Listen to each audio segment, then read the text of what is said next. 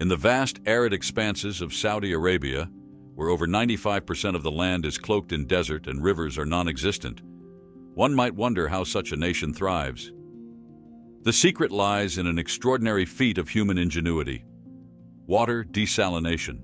As the largest producer of desalinated water in the world, Saudi Arabia has turned the tide in its favor, transforming seawater into a life-sustaining resource.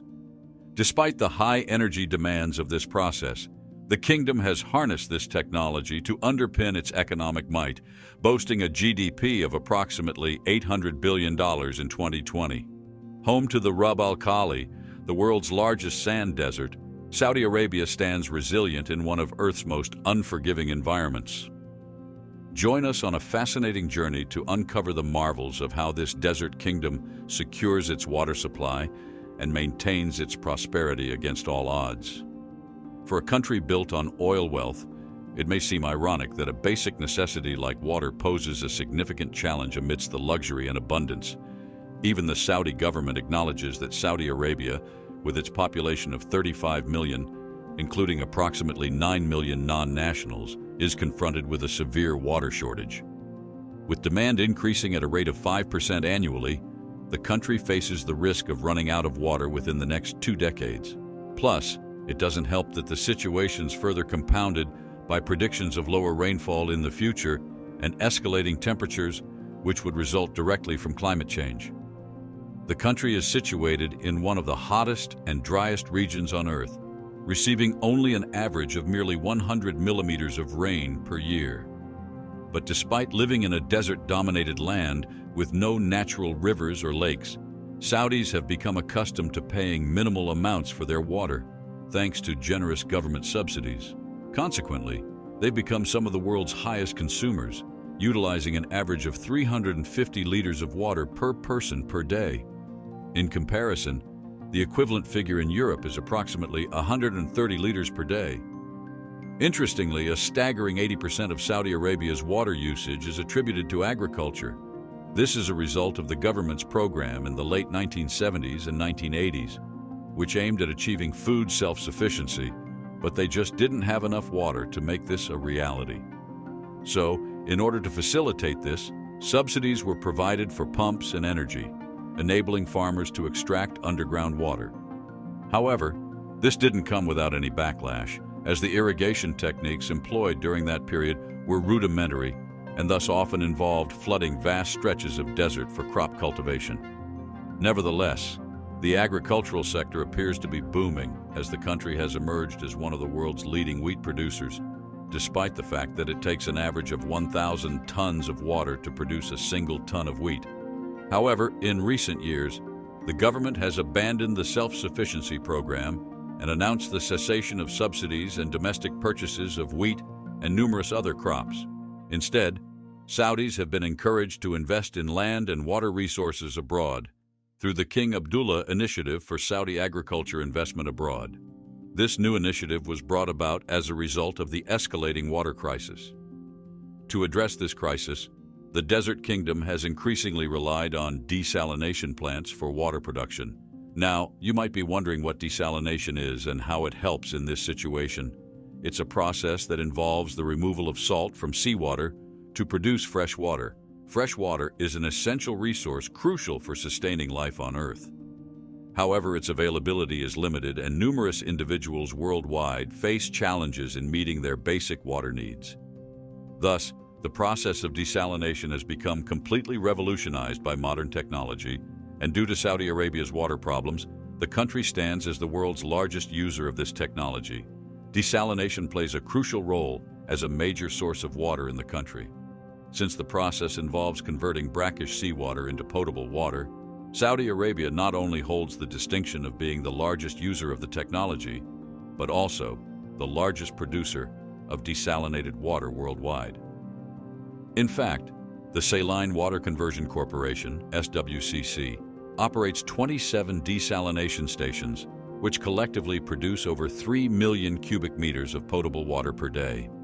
These plants contribute more than 70% of the water supply for cities and also fulfill a significant portion of the water requirements for industries. Further, They also serve as a vital source of electricity generation. As a result of this initiative, even though water scarcity has emerged as a pressing global issue that demands immediate attention, contrasting situations prevail in the Middle East, with affluent nations like Israel and, of course, Saudi Arabia continually adding new desalination plants to meet the rising water demand. In Saudi Arabia, over 30 coastal plants process millions of gallons of water each day, which is then transported hundreds of kilometers to major cities like Riyadh. However, as is common with modern-day technology, this heavy reliance on desalination presents its own set of challenges. At first glance, desalination appears to be a promising concept. If successful, it could improve global access to fresh water, thereby enhancing overall quality of life. In fact, there are already thousands of desalination plants operating worldwide. However, it is important to also explore the potential negative environmental impacts and drawbacks associated with this process. According to a study, the negative environmental impacts of desalination outweigh the positives. By 2018, there were nearly 16,000 desalination plants worldwide, but regrettably, these facilities generate significant amounts of waste and toxic chemicals, posing harm to the planet and wildlife. According to the study, the production of approximately 95 million cubic meters of fresh water by these desalination plants also results in the generation of 141.5 million cubic meters of brine waste, a staggering 50% more than previously estimated. Brine contains harmful substances such as chlorine and copper, and it has a salt concentration of 5% higher than the typical salt water's 3.5%. This is where the problem arises, as the disposal of the produced brine is a challenge, especially since many desalination plants release it into natural bodies of water, leading to adverse effects on marine life. Specifically, brine discharge reduces oxygen levels in the surrounding water near these facilities. The American Museum of Natural History highlights that sea creatures need to consume significant amounts of water to compensate for the elevated salt content in their environment. In addition to its adverse effects on marine life, Saudi officials are attempting to reduce state expenditures, and desalination happens to be a costly endeavor. Estimates suggest that to meet the growing water demand, as much as $29 billion must be invested in desalination over the next 15 years. Plus, the desalination process requires substantial amounts of energy, which is why Saudi Arabia consumes up to 1.5 million barrels of oil per day to fuel its desalination plants, even surpassing the entire daily oil consumption of the UK. It increasingly doesn't help that desalination appears to be a Middle Eastern thing due to the wide range of deserts in the region. Even Abu Dhabi, situated near Saudi Arabia and the Gulf of Oman, has already established 22 solar desalination plants. In fact, they've also recently embarked on a groundbreaking venture by collaborating with EO Water, a small French company, to test a wind turbine that generates water. Ground-mounted tests for the prototype began a couple of months ago, yielding an impressive daily output of 500 to 800 liters of potable water extracted from the arid desert air. EO Water envisions that the volume can be further increased to surpass 1,000 liters by deploying the turbine on a base-mounted system, thereby enhancing wind speed. Thibaut Janin, EO's marketing director, expressed confidence in the technology, stating, "In Abu Dhabi, we've demonstrated the capability to produce substantial amounts of water from air with humidity levels of 15 to 20%, providing solid evidence of the technology's effectiveness." Now, although EO Water was established in 2008, the original concept was conceived by founder Marc Parent back in 1997, while he was living in the Caribbean and working as an engineer. Facing a lack of access to fresh water and tired of relying on bottled water, Parent devised a system to collect condensation from his air conditioner. This successful approach prompted him to combine the idea with a wind turbine, envisioning its application for off-grid communities. Parent further emphasized the interest in the technology's potential to benefit remote communities in the Middle East, stating that in the Middle East, the focus primarily lies on what the technology can offer to isolated communities. He referred to data from the Organization for Economic Cooperation and Development, OECD, indicating that an annual investment of $10 billion is required to halve the number of individuals in developing nations who lack access to clean drinking water. This investment, in turn, could generate an economic boost of $38 billion in those regions. Therefore, he highlighted the significance of their system, believing that it empowers ordinary individuals with the means to avert a crisis that could potentially arise within the next 5 to 10 years. However, to meet the demand for water due to rapid growth and development, the Middle Eastern Kingdom has had to adopt other innovative approaches in obtaining this vital resource. Another primary source of water in Saudi Arabia has been through aquifers, which are basically vast underground reservoirs. In the 1970s, the government embarked on an extensive effort to identify and map these aquifers, estimating their capacity.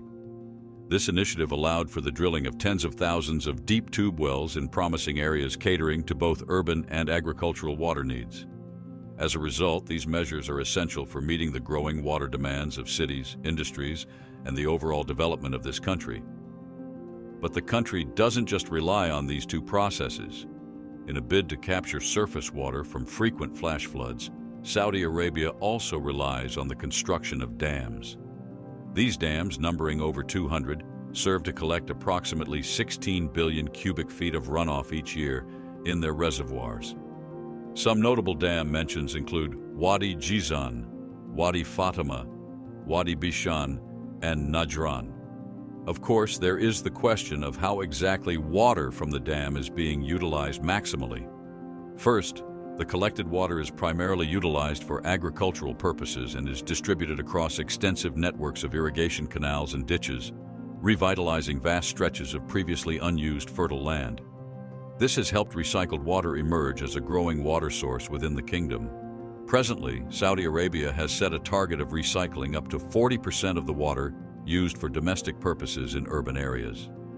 In pursuit of this goal, recycling plants have been established in major urban areas and industrial centers, such as Riyadh and Jeddah. The recycled water obtained from these plants is then employed for irrigation in agricultural fields and urban parks, ensuring sustainable water utilization practices. And while still on the topic of rationalizing water consumption, Saudi Arabia also unveiled a national program aimed at setting ambitious targets to significantly reduce usage.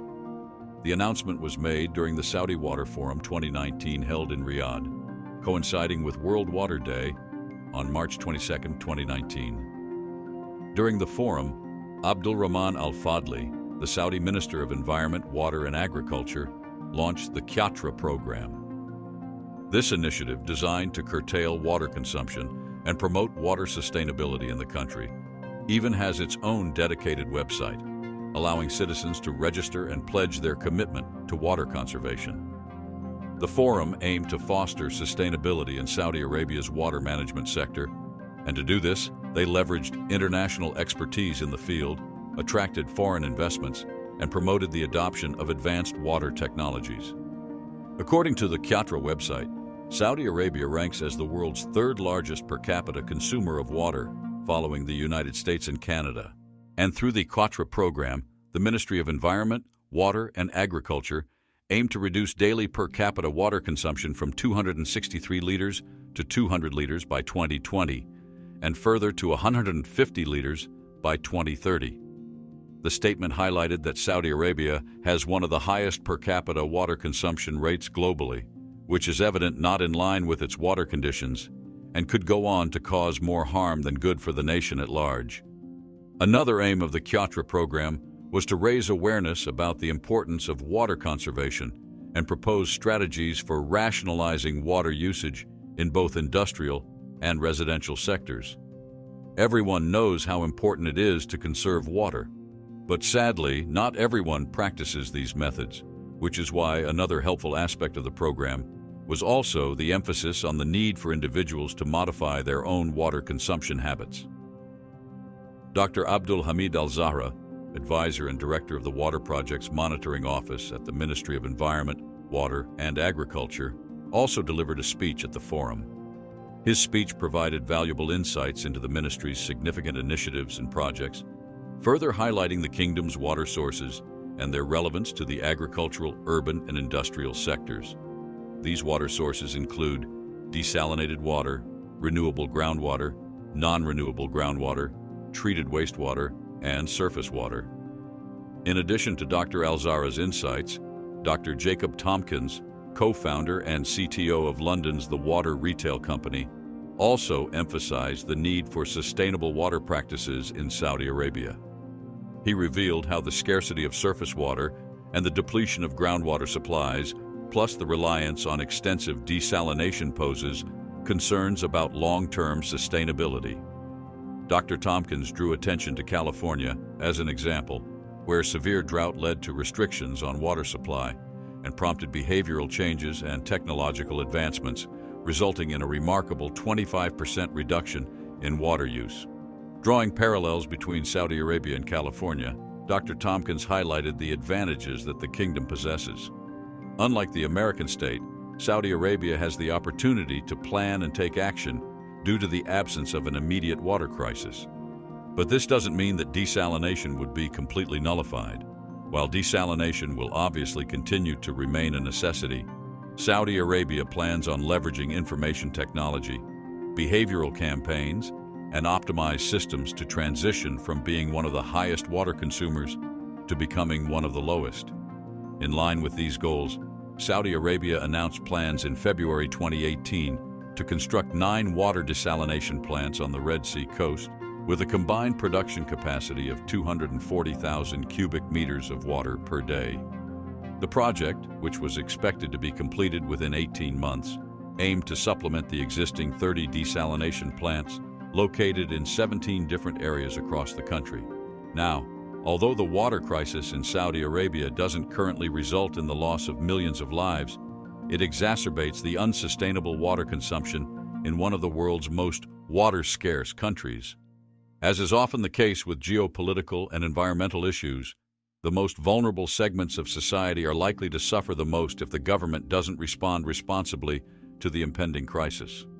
Fortunately, the government has made attentive efforts through various programs to prevent such an incident.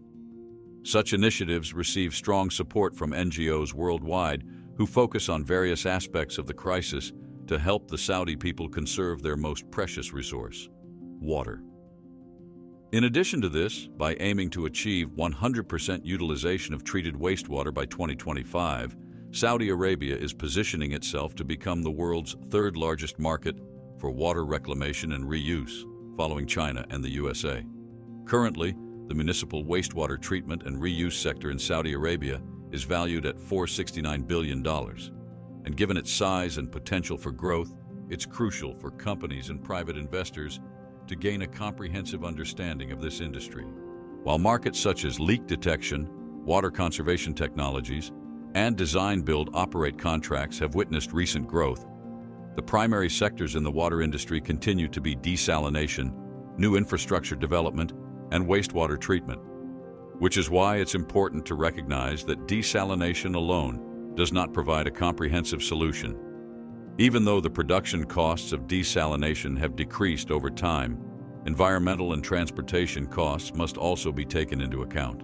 Riyadh, being the largest consumer of water among all cities in the country, receives desalinated water from a facility in Jubail, which is located over 400 kilometers away. Pumping water over long distances is expensive, and leakages are a regular occurrence during the process. Besides, the transfer of wastewater system management from the Ministry of Municipalities and Rural Affairs to the Ministry for Water and Electricity in 2007 signifies a shift of the country towards recognizing treated wastewater as a valuable water source. As a matter of fact, a case study has demonstrated that water savings through reuse and conservation in the natural gas and crude oil sectors alone can help conserve up to 222 million cubic meters of fresh water annually, equivalent to approximately 1/3 of the country's total industrial water demand in 2009. The study also indicates that treated wastewater has the potential to meet 26% of the urban water requirements in the kingdom. However, it's important to note that treated wastewater is limited to specific uses, such as industrial purposes and irrigation of public lands, and is not suitable for drinking. Nevertheless, the existing infrastructure for collecting and treating wastewater in the kingdom is inadequate. In reality, in 2014, the sewage generated in major Saudi cities exceeded the capacity of treatment planned by 250 million cubic meters, leading to inefficient sewage treatment that poses risks to public health. To address this issue, the Saudi Ministry for Water and Electricity estimates that the sewage sector will require a $53 billion investment over the next 15 years. However, although modern water reclamation systems may require significant upfront investment, they also happen to offer substantial long-term benefits. So, keeping in line with the miraculous efforts that have gotten Saudi Arabia to be so prosperous despite its water problems, the world can confidently anticipate the implementation of more policies favoring water reclamation and more innovative approaches in dealing with their water situation. Let us know if you've ever tried the desalination process in the comments below, and what other processes do you think the Saudis can employ to generate more water?